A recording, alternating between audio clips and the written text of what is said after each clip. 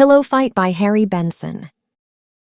There are photographs that document history, and then there are photographs that capture something deeper, a feeling, an energy, a moment so alive it seems to breathe.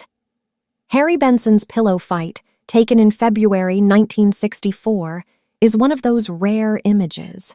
It shows 4 young men in a Paris hotel room, laughing and leaping, swinging pillows with the uninhibited joy of children. And yet those 4 young men were, at that precise moment, the most famous musicians on the planet. They were the Beatles. But before we dive into the photograph itself, let's talk about the man who made it. Harry Benson, the man behind the lens. Harry Benson was born in Glasgow, Scotland in 1929. He began his career in photojournalism in the early 1950s, working for local Scottish newspapers before eventually making his way to Fleet Street in London.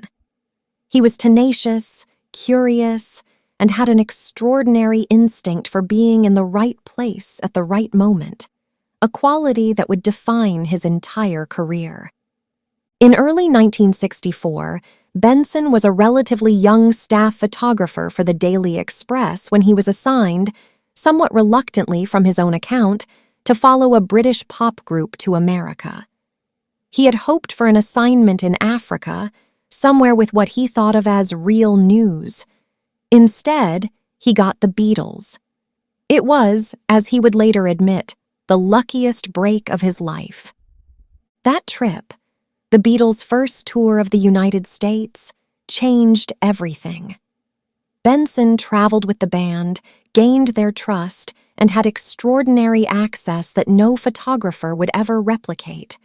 He photographed them on planes, backstage, on the Ed Sullivan Show, and yes, in their hotel rooms, in unguarded, intimate moments. After that assignment, Benson relocated to America permanently. Over the following decades, he would photograph nearly every American president from Eisenhower onward, document the civil rights movement, the assassination of Robert F. Kennedy. He was standing just feet away when Kennedy was shot in Los Angeles in 1968, and cover conflicts across the globe. He became one of the most decorated photojournalists in history, eventually being awarded an honorary CBE by Queen Elizabeth II. Harry Benson is, quite simply, one of the great witnesses of the 20th century. The photograph, What We See. Now, let's look at Pillow Fight. Really look at it. The image is black and white, square in format, and immediately dynamic. 4 young men are on and around a hotel bed. 3 of them, standing, jumping, leaning, are attacking the 4th, who lies on his back, laughing, arms raised in mock surrender. Pillows are flying. One is caught mid-air in the upper left corner of the frame, completely airborne, almost abstract against the pale ceiling. The energy is centrifugal. It radiates outward from the center of the frame in every direction. The composition is masterful. Benson has placed himself low and close, which gives the standing figures an almost monumental presence. They loom above the viewer, exaggerated in their energy. The bed becomes a kind of stage, and the hotel room, with its framed painting on the wall, its elegant headboard, its white linens, provides a wonderfully incongruous backdrop. This is a refined bourgeois space, and it is being absolutely demolished by pure, uncontrolled fun. Notice the expressions. Every face is open, wide mouths, bright eyes, expressions of pure, unperformed delight. This is not a posed photograph in any conventional sense. Yes, Benson asked them to have a pillow fight, but what he captured is genuine. You cannot fake that quality of abandon. The technical craft. Technically, this photograph demands serious respect. This was shot in 1964 on film with a handheld camera in the available light of a hotel room. There was no burst mode, no autofocus, no digital safety net. Benson had one chance, or a very limited number of chances, to freeze that exact moment. The peak of the action, the pillow hanging in the air, all four faces readable and expressive simultaneously. The shutter speed had to be fast enough to freeze motion, those leaping figures, those flying pillows, while maintaining enough exposure in a relatively dim interior. The depth of field is shallow enough to keep the background soft, but not so shallow that any of the four subjects goes out of focus. Every technical decision is in service of the image's emotional impact.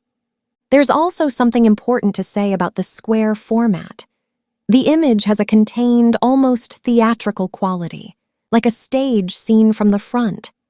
Everything that matters is within the frame. Nothing is wasted. It's what the image means.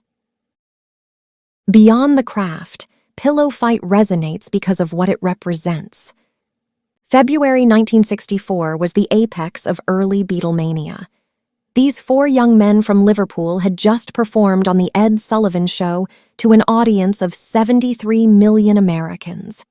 They were surrounded at all times by screaming crowds, security personnel, journalists, and the overwhelming machinery of global fame. They were 21, 22, 23 years old.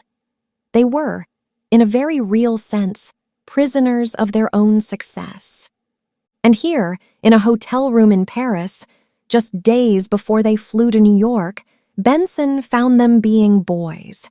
Silly, laughing, physical, free. The photograph strips away every layer of celebrity and reveals something universal, the simple pleasure of play. That is why this image has endured for more than 60 years. It is not a photograph of the Beatles as icons. It is a photograph of four human beings experiencing joy. And that is something any viewer in any era can immediately feel and understand. Pillow Fight has become one of the most reproduced photographs in rock and roll history. It has appeared on posters, in galleries, in museums, and in countless books. It was taken, remember, almost as an afterthought. Benson's idea improvised on an ordinary evening before everything changed. That is perhaps the deepest lesson the image offers, both as a piece of photography and as a piece of art. The most enduring moments are often the ones least planned for.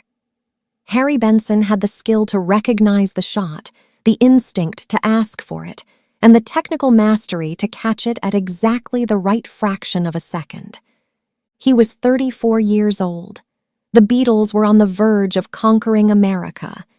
And in that hotel room in Paris, for just a few minutes, none of that mattered. There were only four young men, some pillows, and a photographer who knew he was witnessing something worth saving. That photograph is now history, and we are lucky it exists. Thank you for watching. If you enjoyed this analysis, please subscribe and leave a comment below. What other works would you like to explore? See you next time.